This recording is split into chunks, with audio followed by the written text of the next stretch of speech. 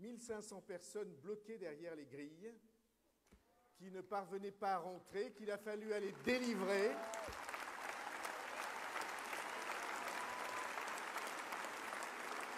Qui ne sont pas parvenus à entrer dans cette salle parce qu'elle est pleine à craquer, comme vous pouvez en juger, qui sont donc dans le foyer, qui nous regardent sur un écran géant, et je veux les saluer pour leur dire qu'on pense à eux.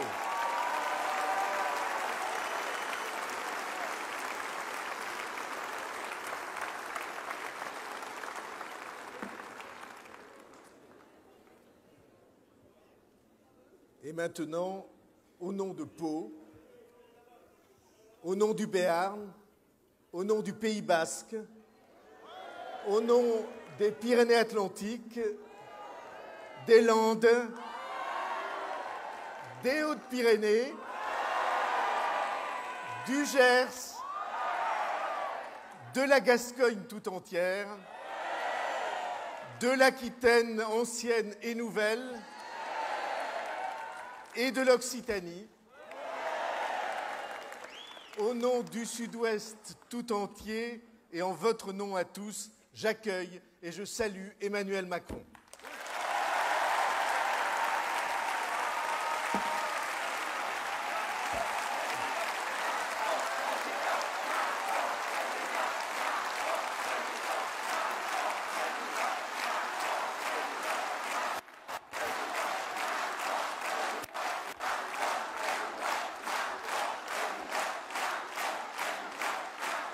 Alors, tous ici, vous le savez, nous sommes des terres d'indépendance et de tolérance. Nous sommes des terres animées d'esprit civique. Nous attachons du prix à la valeur morale et à la valeur humaine. Et nous n'avons jamais oublié que nous sommes la terre d'Henri de Navarre à qui nous avons rendu visite cet après-midi, mais aussi celle de Montaigne et de Montesquieu. Nous attachons du prix à la mémoire. Nous savons d'où nous venons, d'où viennent nos cultures et nos langues, notre culture et notre langue française, nos langues et nos cultures régionales, qui sont aussi une part précieuse du patrimoine national.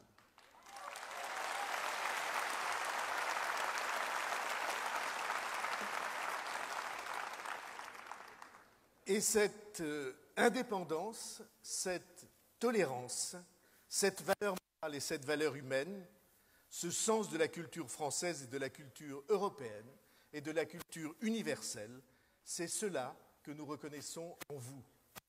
Nous sommes rassemblés parce que nous voulons que vous soyez le prochain président de la République française.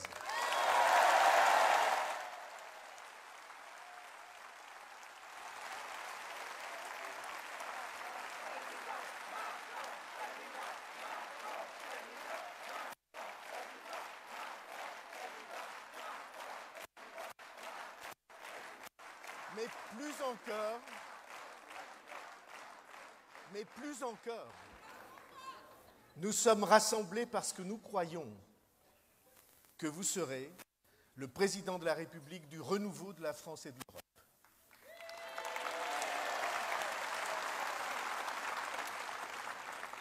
Parce que tous ensemble, nous formons un pays et ce pays ne supporte plus de n'avoir aucun espoir. La France a été l'espoir de l'humanité pendant des siècles. Et depuis des années, elle n'est même plus l'espoir d'elle-même. Et c'est bien ça le pire mal et le pire piège.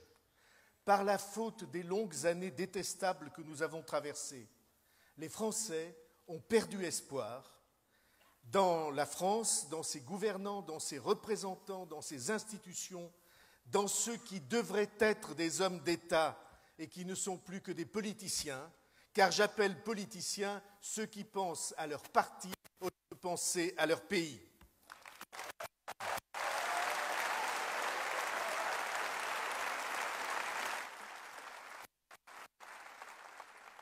Elle a perdu espoir dans ceux qui devraient l'appeler à la vérité et qui mentent sur l'essentiel, dans ceux qui devraient donner l'exemple et qui s'autorisent au contraire toutes les facilités, tous les laxismes, tous les arrangements avec les principes. Elle a perdu espoir dans ceux qui devraient montrer le chemin du courage et montrent le chemin de l'illusion, dans ceux qui devraient rassembler le pays et qui le divisent. C'est pour cela que nous sommes ensemble un pays qui a failli se noyer dans le pessimisme et qui aujourd'hui a un immense besoin d'optimisme.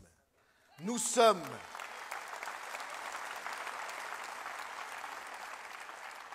tous ensemble, nous sommes, je le dis en votre nom, à ce jeune président que nous espérons. Nous sommes ce pays qui a besoin d'y croire à nouveau. Nous sommes ces femmes et ces hommes, ces étudiants, ces travailleurs, ces chômeurs, ces retraités, qui voient poindre cet espoir, qui a pris cette année les traits d'un jeune homme de Picardie, atypique, audacieux, favorisé par la chance, c'est vrai, mais qui a su la forcer, raison pour laquelle nous sommes là, et raison pour laquelle je suis là, moi qui ai essayé d'ouvrir ce chemin, conduisant des millions de citoyens presque jusqu'à la victoire, et le presque, entre 2007 et 2017, ça fait toute la différence.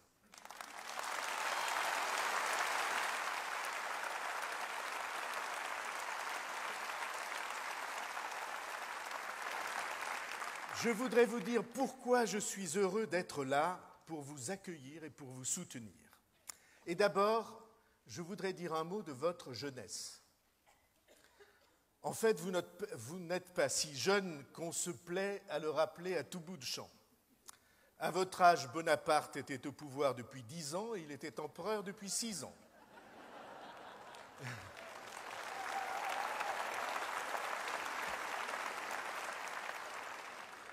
Et à votre âge, Alexandre le Grand avait depuis longtemps conquis le monde et il n'en était pas rentré. Mais vous serez un jeune président.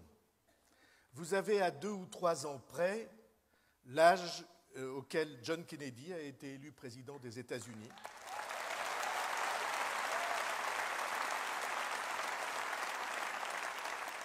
Exactement l'âge auquel Matteo Renzi est devenu chef du gouvernement italien. Et Justin Trudeau, Premier ministre du Canada.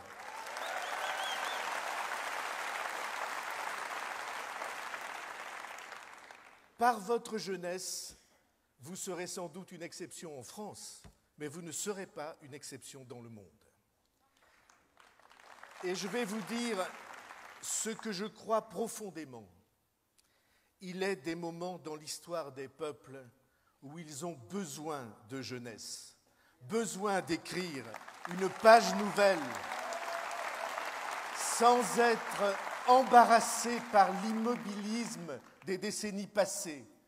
Il est des moments où les peuples ont besoin de cette respiration, de cette audace, d'un regard nouveau sur le monde ancien, trop pollué par les laxismes, les dérives, les compromissions.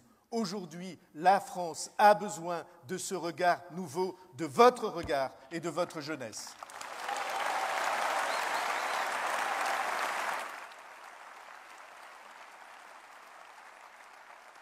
Car au travers de vous, c'est la jeunesse de la France, la jeunesse qui est en la France, la jeunesse qui est dans tous les âges de la France, qui brûle de se faire entendre et de s'exprimer. Car il y a en France d'immenses réserves de jeunesse, d'enthousiasme, d'énergie, à tous les âges. Voyez les associations qui font que le pays tient debout quand on a l'impression que tout se défait. Voyez les créateurs, les artistes et les artisans, et les créateurs d'emplois. Voyez les chercheurs. Dans tous les âges de la France, il y a cette générosité, cette envie de conquête qui se reconnaît aujourd'hui dans le choix que vous lui proposez. Vous avez une grande responsabilité. Il appartiendra au président que vous serez de réconcilier la France avec elle-même. Non seulement les partis entre eux, les fractions entre elles, les camps entre eux, mais la France avec son destin, la France qu'on appelle éternelle, avec la France d'aujourd'hui et de demain, de rendre à la France confiance en elle, confiance dans ses forces, confiance face aux défis, confiance en ses institutions enfin, et de rendre aux Français confiance en eux et entre eux.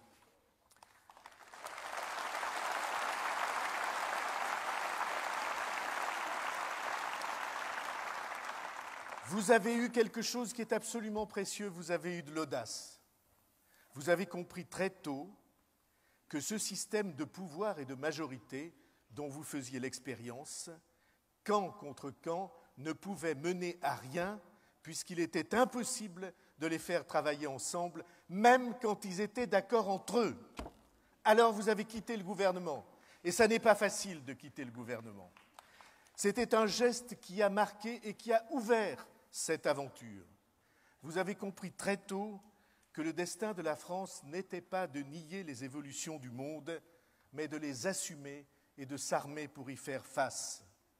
Et comment ne le comprendrions-nous pas? Hier, vous étiez à Besançon, dans cette région de France qui construit des turbines, des trains, des automobiles, pour qui l'exportation est la clé de la survie et la force de l'avenir. Et comment ne l'affirmerions-nous pas ici, où sont fabriqués les moteurs les plus performants de tous les hélicoptères qui volent dans le monde, ici où sont explorées les profondeurs des sols de la planète, ici où sont dirigées les plateformes offshore, où est installée la seule usine de fibres de carbone en Europe, et le génie génétique et l'agroalimentaire. Ici, notre horizon quotidien, c'est le monde. C'est la Chine, c'est la Russie, c'est le Moyen-Orient, ce sont les États-Unis, c'est l'Inde, et nous ne voulons pas nous laisser enfermer.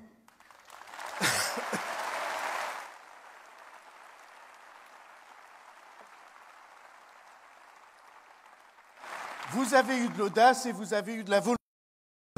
Vous avez affirmé, et c'est très important pour nous, vous avez affirmé que la haine, la détestation des adversaires, la vocifération, ce n'était pas votre choix et que la bienveillance elle-même pouvait avoir droit de cité. Et nous comprenons ce choix et nous le soutenons.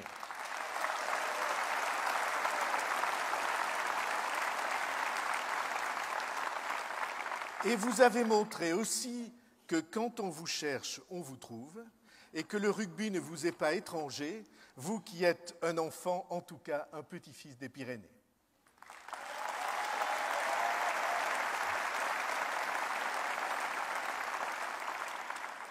Vous avez eu de la force de conviction, vous qui avez voulu ne pas renier l'idéal européen alors que tous les autres lui tournaient le dos, et qui avez montré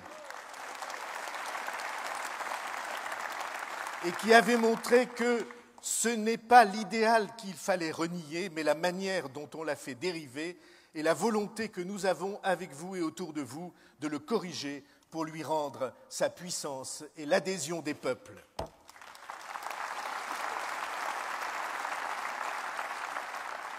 Voilà pourquoi, contre toutes les impasses, contre ceux qui ont perdu l'autorité morale qui permet seule de gouverner les peuples, contre ceux et celles qui veulent faire flamber les ressentiments et les rancœurs, contre ceux qui prétendent en même temps désarmer le pays et le frapper d'un choc fiscal d'une multiplication d'impôts sans aucun précédent, voilà pourquoi vous êtes le candidat de l'espoir des Français.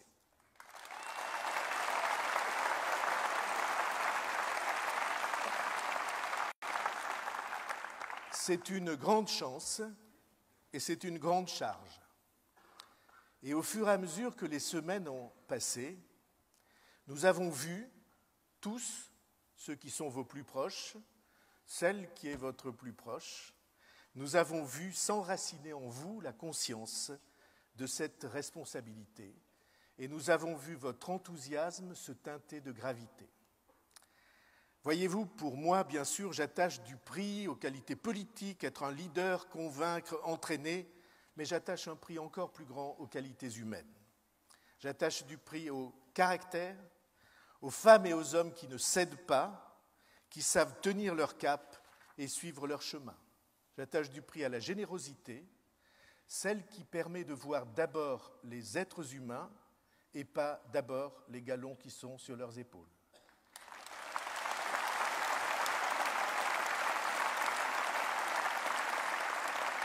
J'attache du prix à la liberté d'esprit, celle qui permet d'échapper aux moules et aux sentiers battus. Et en vous voyant vivre d'assez près tous les jours depuis des semaines et des mois, j'atteste que cette liberté de penser, cette générosité et ce caractère, ce sont les vôtres.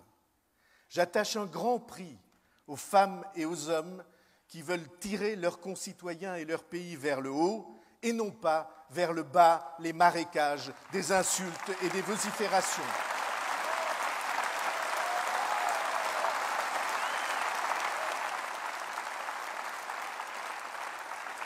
On a entendu ces derniers jours l'affirmation que certains proposaient qu'à défaut de les aimer, il fallait seulement les soutenir. Chut, ici, on ne siffle pas, vous vous souvenez de ça ? Excusez-moi, aimer, ce n'est pas le bon verbe dans une rencontre comme celle-ci, une rencontre entre un homme et un peuple. Nous croyons qu'il faut que les dirigeants du pays soient d'abord estimés et d'abord respectés, et pour cela, il faut qu'ils soient d'abord estimables et respectables.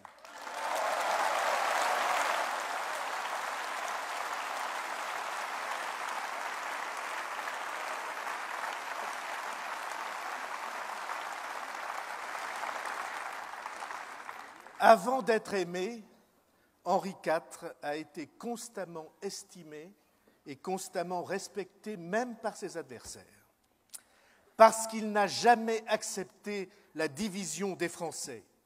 Et les réunir et les rassembler, c'est la meilleure et la plus belle façon de les aimer. C'est cet amour-là qui compte. Non pas l'amour qu'on revendiquerait de la part des peuples, mais l'amour que les hommes d'État doivent porter à leurs concitoyens. À l'Assemblée nationale, vous le savez, qui est le haut lieu de la République, il y a beaucoup de statues, beaucoup de bas-reliefs, beaucoup de représentations de révolutionnaires et de républicains et de gouvernants. Mais il n'y a qu'une statue de roi de France, et c'est celle d'Henri IV, qui domine la grande salle des conférences. Et sur le piédestal de cette statue, du seul roi honoré par les défenseurs de la République, est gravée cette phrase qui explique tout de cette estime. Il est écrit « La violente amour que j'ai de mes sujets m'a toujours tout rendu aisé et honorable. » Vous êtes, cher Emmanuel Macron, dans la capitale de la réconciliation des Français. Prix Racine l'édit de Nantes, qui permit à la France, durant presque un siècle, d'échapper à l'intolérance et aux guerres de religion. Je sais, nous savons tous, que vous portez la même promesse de réconciliation pour la France d'aujourd'hui et de demain, et c'est au nom de cette promesse que je vous dis pour aujourd'hui et pour demain notre confiance et notre soutien. Nous avons besoin de vous, la France a besoin de vous pour la rassembler et pour la reconstruire.